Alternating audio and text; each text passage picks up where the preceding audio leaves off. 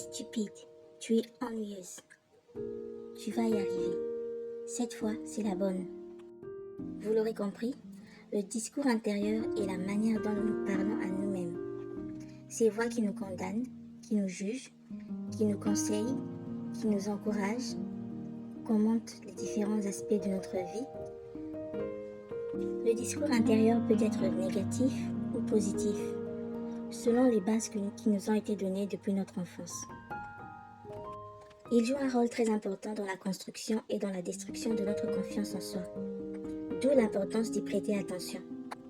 Un enfant qui a reçu des critiques négatives aura tendance à les reproduire et à y croire même à l'âge adulte.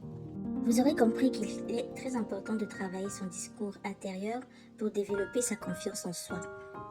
Je vous propose l'exercice suivant. Quand ces paroles négatives viennent en vous, demandez-vous si elles sont justifiées. Si pour une raison ou pour une autre, vous êtes ce que vous êtes en train de penser de vous.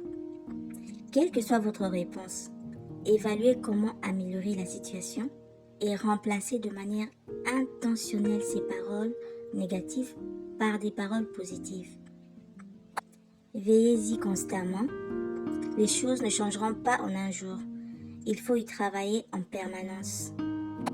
Soyez indulgent et compatissant envers vous-même. Soyez patient. N'oubliez pas que les autres vous traitent de la manière dont vous vous traitez vous-même. Alors traitez-vous bien, parce que vous le méritez. Votre paix, votre bonheur, votre réussite dépend entièrement de vous.